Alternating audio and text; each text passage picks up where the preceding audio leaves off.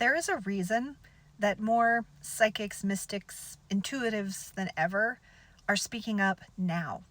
In my last video, I talked about those of us who are looking around at what's happening in this country, and in particular, looking at what happened to get us here, about the big contest in November. And we're using our logic and our intellect. We have evidence, we have reason, we have data to support where we're at now. And all of that, 1,000% true. But there's another factor at play that needs to have as much respect as the logic does. And that is intuition. Prophecy. We are prophesying about what has happened, what is happening, and what will yet happen. And that is a very loaded word. And I got to tell you, I am uncomfortable using that word. As someone who was raised in a very narrow-minded religion with a shit ton of religious trauma, I am so deeply uncomfortable with that word. But it's the fact that it's so triggering is why we need to talk about it. Because whether you were raised religious and ever had some sort of religious background or just like awake and aware in this world, religion has been weaponized. And religion has taken spiritual abilities and activities like prophecy. It's stolen them. It's taken them. It's labeled them as something else. So that when true, genuine prophecy arises, not only would people not recognize it, but they wouldn't respect it. Either people see what we're doing and we say, no, you can't do that. Only religion can do that. Or people say, religion is fraud. Those false prophets have fooled us for far too long. I'm not falling for it again. Both of those beliefs, both of those ideologies are preventing people like myself and others who have spiritual abilities from being heard. And it's to your own detriment. Prophets, priestesses, mystics, seers have always existed on this earth, always. We never stopped existing. We just stopped being respected and believed. But we exist to guide humanity, especially now in some of the most trying times that we have ever lived through. I am not out here putting myself on the line, saying these things to the general public, being mocked and persecuted for it, for my own amusement. I am a messenger, and I am receiving these messages and sharing them to provide guidance and comfort in this time. And I am not alone. As humanity is evolving, expanding, as we are rising in consciousness, raising the vibration of this planet, more natural intuitive abilities are coming online. And those like me who have intuitive abilities, they're expanding, they're growing. This is by design. Both because we're all meant to be intuitive. We're all meant to connect to this bigger thing, this non-physical source where we all come from. And also because we need the light, the guidance, the hope that mystics and seers have always brought. Today, especially, when more bullshit from DC is unfolding, we need the grounded presence of those who have vision. There was a plan when we were all woken up at 4 a.m. that night.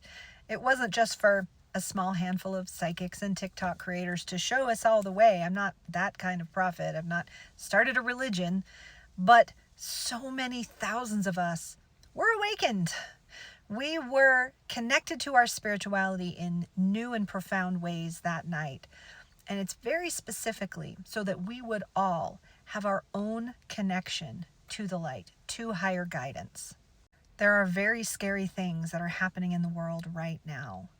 And now more than ever, do we need that perspective, that bigger picture of why this is happening, of what opportunities we can take during this time, and of what's coming around the bend to help us have that higher perspective, to stay grounded, to stay hopeful, and to keep fighting back.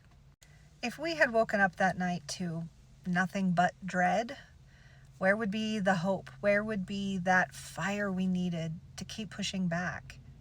Spirit knew that we needed prophecy, and we needed brave people to speak up, to come together, to hold that light. And even outside of what's happening in politics and around the world, there are far too many voices of people who are scared, and they are cynical, and they have a very narrow perspective, and they're trying to convince everybody that their perspective is correct. And it's just scaring people and dividing people, and there's no progress in that. But now that we have a wave of leaders who are leading with compassion, with grounded rationality, with logic, with reasoning, with all those good things, but we're also leading with vision, with hope, and with the ability to see the potentials further down the road that most people who are only in their logic cannot see. And I've said this many times, but I don't care if you believe me. That's not what this is about. This is not about forming a new religion. Good God, it is not a cult. But my purpose is to help you see that there is something bigger and you can tap into it for yourself, to receive your own insights, your own feelings, your own guidance. I will happily share what I know with anyone who wants to hear it, but you don't need to depend on me for my vision. I'm one of many who's tapped in, who's seeing it, and who's sharing it. And this is an invitation for you, for anybody, to open up and tap in yourself. I have so often used the words choice point. Humanity is at a choice point. And this doesn't just mean yes, no, win, lose, do it or you're screwed. There are choices here, both in the physical world. Do you want to keep walking on the path we've always walked? And in the mystical sense, do you want to do things differently? Do you want to get information in a new way? Do you want to get outside of the bounds of physicality? And do you want to expand in your soul? In the midst of all chaos, there's always an opportunity. And that's why they say, only in the darkness can we see the stars.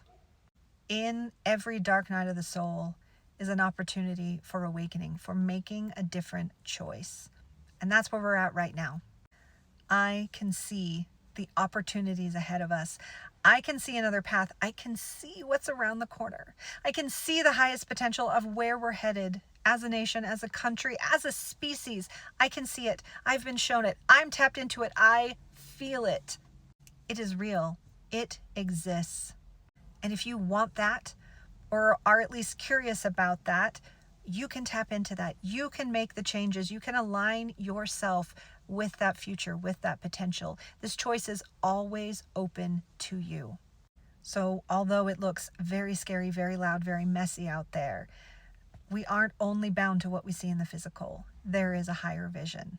If you have the hope and you have the vision yourself, we can get there.